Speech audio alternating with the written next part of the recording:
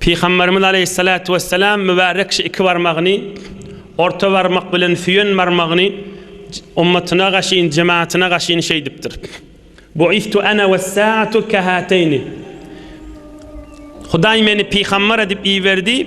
Men menen kıyamatın arası şu iki barmağın arası ýalypdyr. Bir rivayette de şu barmaklar bir-birine degiripdir. Ine iki barmak. Orta barmak bilen süyen barmak. Men menen kıyamatın arası şecer dipdir. Bir manasy arada barmak ýok diýdigi. Muhammed Peygamberin aleyhissalatu vesselam peygamberlik berilelligi dünýäň ömrünün ahyryna diýdigi. Arada barmak yok, arada bir fasil yok. Yeni bir manasy orta barmak bilen süyen barmağın uly kiçiligi, uzyn gysgalygy azajyk da. Ine bir azajyk yetmän galyä. Peygamberimizin peygamberlik berilelligi süyen barmağın uji ýaly azajyk dünýeden galy diýdi. Yani kıyamatın alamatynyň biri Muhammed peygambere peygamberlik berilmek da. Aleyhissalatu vesselam. Dünyanın ömrünün ahırlarına. Bir zamanda ki kafirler de bilýär, musulmanlara odal biligli alamatları bilen. Şu dünyanın bolup barşy basın bir zadyň üstünden barjak da. Bir başagaýlyk, bir bolagoýçylyk, bir gühür şakyrlyk, bir agym dönümlük, bir darganyklyk. Musulman kafir aşy zamanynda şonu düýýäda. Bir bulunmujorluk bolup barýar da günmegin. Şu bir ulur azamat boljak, ona kıyamet diýilýär. Inni Peygamberimiz aleyhissalatu vesselam özünün mübarek zamandan aýtdy. Mana inşallah işte dersine girer. Bir gün Peygamberimiz aleyhissalatu vesselam ikindi namazy ýerräk okypdyr. Ohum sahabalary üýşürip mübarek hutba gurrun beripdir. Felem yeda şey'en yekunu ila qiyamis sa'a illa akhbarana bih. Yine 100 ýyldan falan padişah gelecek, adı falanydyr. Yine 200 ýyldan falany gelecek, höwre bir derek adamdyr. 300 ýyldan falany gelecek, 1000-nji ýylda falany boljak. Ta kıyamata çeli her döwrüň ulaqon bir boljak gurrunlarının hemmesini Peygamberimiz aleyhissalatu vesselam sahabalara aýdypdyr. Atlaryna çeli aýdypdyr. Yeke kıyamata çeli ummatynyň içinde ulaqon agyr ýagdaýlary falan ýurt falan boljak. Özellikle eşten soňra ta İstanbul'un fethi bolup musulmanlaryň eline düşýüni çeli mübarek hadislerde barda Peygamberimiz aleyhissalatu vesselam derman sözlerine. İslam bullip şoň fethine çeli Nebi Ekrem aleyhissalatu vesselamyň beşaraty. Onun döwrede de ila qiyamis sa'a ta kıyamata çeli aýdypdyr kan zatlary. Hafizahu men hafizahu ve nesiyahu men nesiya. Ýadyna saklady, ýadyndan çıkardy diye sahabalar. Hon bildiye sahabalar zor gün yaşıp barya. Inni gün yaşıp barya. Akşam namazın vakti golylak gelýärdi. Hon Peygamberimiz aleyhissalatu vesselam aýtdy, okuýaýyn teberrik. Ala innehu lem yabqa min ad-dunya fima madha minha illa kama baqiya min yawmikum hadha fima madha minh. Rawahu Tirmizi. Ey sahabalarım diýipdir. Gün yaşıp barya. Azajyk wagtdan gün yaşak. Dünýäň ömrünün, şu jahanyň ömrünün şu dure çykaly diýipdir. Yani geçen ummatlarda, geçen peygamberlerde bir görün peygamberlerden yok, Hazreti Adamdan önce bir tofar ýagdaýda ýeriň ýüzüne geçipdir. Olar bir görün. Olardan önce de bir köýlek kawmlar geçipdir. Olar bir görün. Dünýäň ömrünün gün yaşıp bar yaşmahaly diýipdir. Ahyrky döwürde diýipdir. Şumahaly aýdymda Peygamberimiz mübarek öz zamanyna aýtdy. Indi bu mahalany gün aýagyny ýere degiren wagty. Muny musulman kafir aňdy bu mahal. Nebi Ekrem aleyhissalatu vesselamyň kıyamatyň alamatynyň aýdan zatlarynyň hemmesi bolly. Hudaý Taala hemmemizi içerlemiz bilen ahir zaman fitnelerinden mahfuz etsin. Deccal fitnesinden mahfuz etsin. İçerlemiz bilen Nebi Ekrem'in muhabbeti bilen yaşap, kıyamet mahşer meydanına Allah Azze Celal ve Nebi Ekrem'in muhabbeti bilen mahşer meydana girmek hemmemize nasip etsin. Emme yaradılmakta.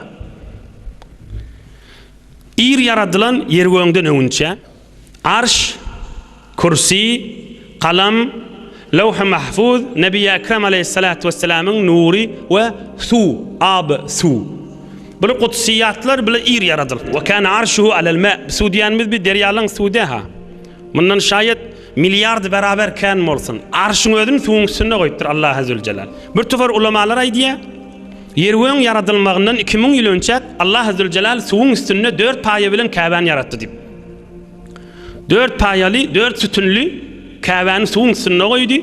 Ve sonra yer yayradılanına Allah Azze Celal yaradanına Kabe'nin eteğinden yayrattı deyip de bir de bir danışman da İslam'ın aydan kefide. Müslümanların ulamalarının aydan kefi. Arş, kursi, levh, kalem, Nebi Ekrem'in nuri, su bulardan sonra Beyt-i Atiq Kabe'ni yarattı ve 4 payalı suun üstüne koydu ve sonra keşmahal Kabe. İzarlasanız, tahkik etseniz görürsünüz ya odalla eşitensiniz. Kabe'nin eteğinin kızgınlığı ve Kabe'nin eteğine yerinin eteği. Yerinin eteğindeki kudretli yerin başka yerinde yok deyip. Bunu zemin şinaslar ve coğrafi dallar mümkünü gurrun etkendirler. Men mümkünü girecekler. Ilim nazarı. Hala kafir hala Müslüman. Yer yayradılsa Kabe'nin eteğinden yayradılmak mümkün deyip de nazar verilen yağdaylarda. İslami ulamalar aydiya 2000 yıl önce Kabe önce yaradıldı deyip. Allah Azze Celal'in kudret kelamı Kur'an-ı Kerim'de ve inni geleyliğin yeri göğün yaradılmağına. Kur'an-ı Kerim'de kan yerde vardır fi sitteti eyyam deyip. Allah Azze Celal yeri göğün 6 günde yarattım diyor. Fi sitteti eyyam. Fussilet surasında 24. parada açıqraaq aytıyor. Halaqal arda fi yevmeyni. Şu bizim yaşap veren yerimizi 2 günde yarattım diyor.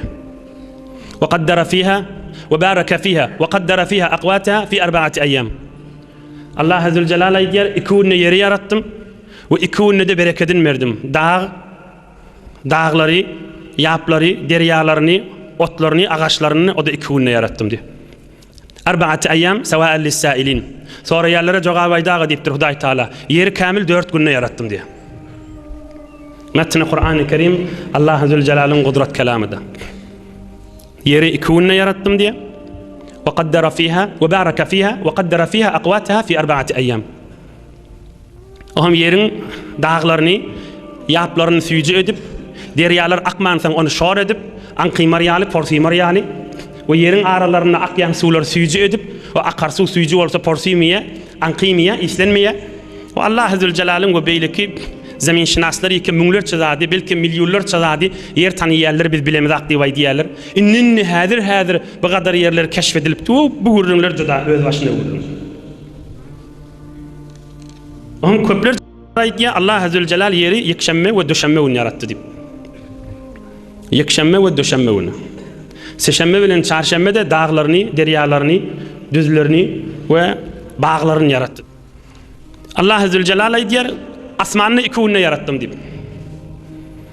7 semavat fi yevmeyni. Ve evha fi kulli semain emraha. Ve her göğün asmanın, her göğün 7 kat asmanın feriştelerini, ayını, güllerini, seyyarelerini, setaralarını, yıldızlarını şu 2 günde yarattım diye. Buna da ulamalar aytıyor, Perşembe bilen Cuma günü 2 günden önce tamam oldu diye. Perşembe bilen Cuma günü. İbn Abbas aytıyor, خلق الله تعالى الطير والوحوش والهوام والسباع يوم الخميس. İbn Abbas aytıyor, it kuşu da hayvanları da Perşembe günü yarattı diye. Yer yaradıldı. Yerin yere bereket verildi. Yürüymeye yarayan, ekilmeye yarayan, şuma halkı bereketli yer, insanın ihtiyarına duran yer. Asmanları yaradıldı 2 günde. Evvel yer yaradılıptır, sonra asman yaradılıptır. Evvel paya, şimdi yer olansan şifte hesap, paya hesap. Evvel yer, sonra asman. Asmandan sonra asmanın feriştelerini, aygülleri yaradılıptır. Ferişteler nurdan halk boluptur. Ve cılları vel canne halaknahu min qabl. Cını Hazreti Adam'dan önce yaradıptır Allah Azze Celal. Ve cını tüsseli yanıp duran oğattan yaradıptır. Feriştenin nurdan halk ediptir. Ve cını yanıp duran tüsseli oğattan yaradıptır. Köplerçe ulamalar aýdýar, tefsir ýazan ulamalar, tarih ýazan ulamalar ýeriň ýüzünde adam ýaşap bäde. Adamdan önçek jyn ýaşapdyr. Bularny Qur'an-ı Kerim'iň özünde bar. Emma jyndan önçek hin ýan bir mahluk ýaşapdyr. Hinnan başga bin ýan bir mahluk ýaşapdyr. Jin başga, hin başga, bin başga. Indi Mahtumulişan 50 000 ýyl döwran süren benijan dünýede galmady, yer be yer geçdi diýe.